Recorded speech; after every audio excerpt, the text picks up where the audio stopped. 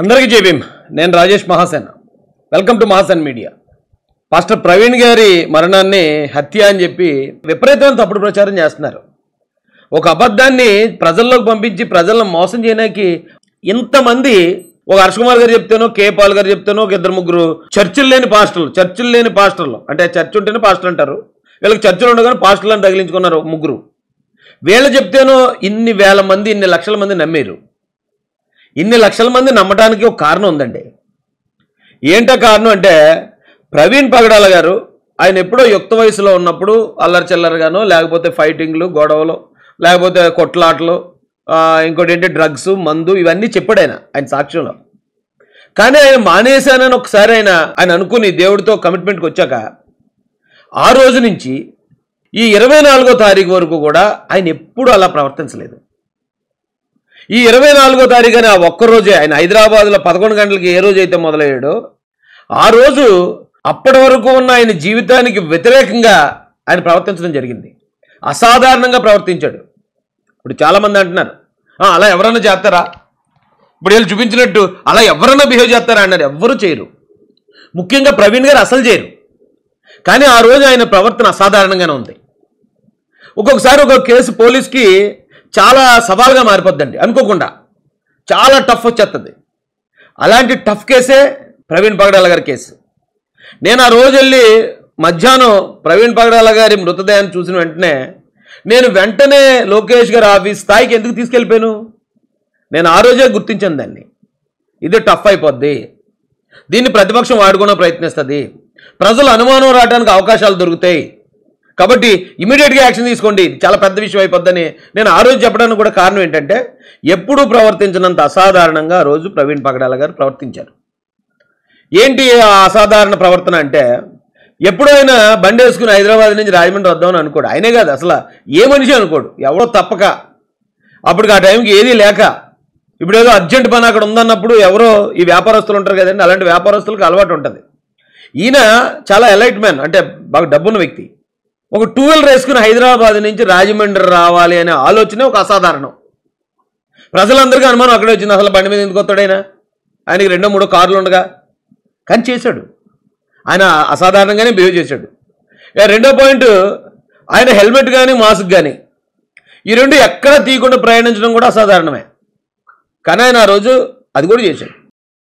ఏం డౌట్ లేదు అందులో, నాకు డౌట్ లేదు, చాలామందికి డౌట్ ఉంటే ఉండొచ్చు. ఎందుకు చెప్తున్నాను ఇదంటే, ఈ రోజున ఈ ఏదైతే మీడియా ఛానల్స్ రిలీజ్ చేసాయో ఆ ఫుటేజ్ ఏం ఫేక్ కాదు. ఫేక్ అయితే ఈ పాటికి వాళ్ళందరినీ జైలు పెట్టేద్దరు పోలీసులు. ఫేక్ అయితే ఈ పాటికి వాళ్ళందరికీ నోటీసులు ఇచ్చి తీసుకొద్దురు. ఫేక్ అయితే వాళ్ళందరి మీద కేసులు నమోదవును. అవి ఫేక్ కాదనే విషయం పోలీసు వారికి కూడా తెలుసు. కాబట్టే ఆ ఛానల్స్ ఏవైతే ఉన్నాయో, ఇప్పుడు మెయిన్ ఛానల్స్ ఏబిఎన్నో, టీవీ5నో పక్కన పెట్టినా కూడా ఇంకా చిన్న చితక ఛానల్స్ చాలా వేస్తాయి కదా, వాళ్ళందరినీ యాక్షన్ తీసుకుంటారు కదా ఒకవేళ మీ అనుమానమే కరెక్ట్ అయితే. కానీ ఎవరి మీద కనీసం నోటీస్ కూడా ఇవ్వలేదు పోలీసు. అంటే అవన్నీ 100% వాస్తవాలు. మనం నమ్మినా నమ్మకపోయినా కొన్ని, అంటే మనం ఎందుకు నమ్మట్లేదు, అంతకుముందు ఆయన ఎప్పుడు అలా లేడు కాబట్టి మనకు నమ్మశక్యంగా ఉండదు. ఆ రోజు ఆయన అలా ఉన్నాడు. ఆ రోజు ఆయనకి ఏ పరిస్థితి, అన్ని రోజులు ఒకలాగా ఉండం కదా. ఒక రోజు ఒకలా ఉంటే మనిషి రెండోలాగా మారిపోతాడు. అయితే ఆ రోజు ఆయన రెండో పాయింట్ చెప్పాను కదా, 1 మాస్క్, 2 హెల్మెట్. మూడోది అసాధారణంగా ఆయన బిహేవ్ చేసింది ఏంటంటే, చీకట్లో హెడ్లైట్ లేకుండా ప్రయాణం చేయటం. ఇప్పుడు చాలామంది అనుకుంటున్నట్టు ఒక యాక్సిడెంట్ కేసుకి పోస్ట్ మార్టం ఎన్ని రోజులు ఎందుకు పడుతుంది అంటున్నారు. నిజమే, యాక్సిడెంట్ కేసుకి పోస్ట్ మార్టం ఎన్ని రోజులు పట్టదు. ఇది ఒకవేళ ఆయన మనం ఎక్కడ ఏదో ఒక ప్రాంతంలో లారీ కింద ఇలా పడిపోయారు, లారీ కింద ఇలా పడిపోయినట్టు మనం చూసాం సీసీ ఫుటేజ్లో. ఒకవేళ ఆయన అక్కడే పడిపోయి ఆ లారీ కింద పడిపోయి ఆయన చనిపోయి ఉంటే చుట్టుపక్కల ఉన్న ప్రజలందరూ వచ్చేస్తారు, వాళ్ళందరి సమక్షంలో ఆయన మాస్క్ కానీ హెల్మెట్ కానీ ఓపెన్ చేస్తారు. ఇక లారీ కింద పడిపోయారు అనే సీసీ ఫుటేజ్ ఉంటుంది. వెంటనే ఆయన హాస్పిటల్కి తరలించి పోస్ట్ మార్టం రిపోర్ట్ 1-2 రోజుల్లో వచ్చేస్తుంది. ఎందుకంటే అక్కడ ప్రజలందరూ సాక్ష్యం ఉంటారు, సీసీ ఫుటేజ్ ఉంటుంది. ఆ లారీ ఏదైతే లారీ యాక్సిడెంట్ జరిగిందో ఆ లారీ అక్కడే ఉంటుంది, చుట్టుపక్కల వాళ్ళందరూ చూస్తారు. సో అది అలా యాక్సిడెంట్ జరిగింది అనుకోండి, వాటికి వచ్చేసినాం. లేదు, కేసర్ టోల్ గేట్ దగ్గర ఆయన రైమని వచ్చి ఒక దాన్ని గుద్దుకున్నారు. ఆ గుద్దుకున్నప్పుడు నేను అక్కడ చనిపోయి ఉంటా, చుట్టుపక్కల వాళ్ళందరూ గ్యాదర్ అయిపోతారు, ఇప్పుడండి ఇలా వెళ్ళి ఇలా గుద్దేసుకున్నాడండి అని వాళ్ళందరూ సాక్ష్యం చెప్తారు. సో వీళ్ళందరి జనమందరి సాక్ష్యంలో వాళ్ళందరి సమక్షంలో అంబులెన్స్ వస్తుంది, ఆయన తీసుకెళ్తుంది, పోస్ట్ మార్టం జరుగుతుంది, మరుసటి రోజు పోస్ట్ మార్టం రిపోర్ట్ వచ్చింది. కానీ ఇక్కడ ఎలా జరిగింది? అక్కడ లారీ కింద పడిపోయినప్పుడు దేవుడు ఆయన్ని కాపాడారు. కేసర్ టోల్ గేట్ దగ్గర జరిగినప్పుడు దేవుడు ఆయన్ని కాపాడారు. నేను మందు వేసారా లేదా అనే టాపిక్ నేను మాట్లాడలేదు, అది నాకు అనవసరం. అదేమి ఇప్పుడు ఈ కేసుకి అంత ఇంపార్టెంట్ ఏం కాదు నన్ను అడిగితే. తర్వాత ఆయన ఇంకొక చోట ఎక్కడో పడిపోయారు, అప్పుడు కూడా ఆయన దేవుడు కాపాడారు. కానీ అర్ధరాత్రి 11:42కి ఎవ్వరూ కూడా గుర్తించిన సమయంలో, ప్రజలెవరూ లేని ప్రాంతంలో ఆ బండి పక్కకి వెళ్ళిపోయి చనిపోవడం జరిగింది. అక్కడ ఎవరు సాక్ష్యం లేరు. అప్పటికప్పుడు పోనీ ఆ మరుసటి రోజు వరకు కూడా తెలియదు. పోనీ అలా పడిపోయిన వెంటనే ఎవరన్నా వచ్చి అక్కడ చూసి వెంటనే అంబులెన్స్కో లేకపోతే పోలీస్కో ఫోన్ చేస్తే వెంటనే ఇమీడియట్గా వెళ్ళి చేస్తే ఓకే, వాళ్ళందరూ అక్కడ సాక్ష్యం ఉంటారు, వాళ్ళందరూ కళ్ళ ముందు జరిగింది కాబట్టి మరుసటి రోజు పోస్ట్మార్టం వస్తుంది. చాలా అసాధారణంగా జరిగింది ఈ విషయం. అయితే అన్ని అసాధారణ సంఘటనలు ఇందులో చోటు చేసుకున్నాయి కాబట్టే పోలీసుకి ఇన్ని రోజులు పనిపడింది. ఆయన ఎక్కడ వాళ్ళ ఇంటి దగ్గర నుంచి మొదలుకొని ఇక్కడికి వచ్చేదాకా ఆయన ఏదో మొబైల్ టవర్లు కానీ లేకపోతే ఆయన గూగుల్ పే ఇవి కానీ ఇవన్నీ తీసుకుంటూ రావాల్సి ఎందుకు వస్తుందంటే ప్రజల్లో ఇంత ఆందోళన, లేనిపోయిన అనుమానాలు, అన్ని అనుమానాలు క్రియేట్ చేశారు. ఇప్పుడు ఏకంగా హైదరాబాద్లోనే చంపేశారు అంటున్నారు. హైదరాబాద్లో చంపేశారనే ఎవరైతే ఉన్నారో వాళ్ళకి తెలియక అంటున్నారు.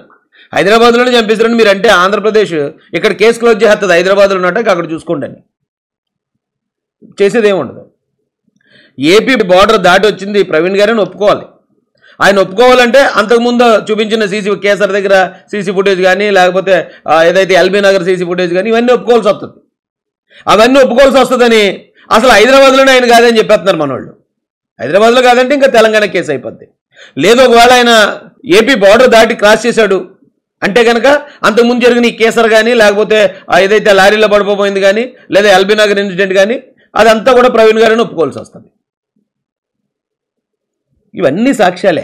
వీటితో పాటు వాళ్ళు స్టార్టింగే ఆ కొవ్వూరు టోల్గేట్ దాటిన సీసీ ఫుటేజు, బండి అలా పక్కకి 11:42కి బండి పక్కకి దూసుకెళ్ళిపోయిన సీసీ ఫుటేజు, ఆ పోస్ట్ మార్టం రిపోర్ట్లో అనుమానాస్పదంగా కర్రలతో కొట్టినవి కానీ కత్తులతో పొడిచినవి కానీ గాయాలు ఏమీ లేవని ఆ ప్రాథమిక దర్యాప్తు దాని వివరాలు ఎవరైతే మన ఐజీ గారు చెప్పింది, ఇవన్నీ ఇది యాక్సిడెంట్ అని చెప్తున్నారు. కాకపోతే ఇంకా కన్ఫర్మ్ చేయలేదు.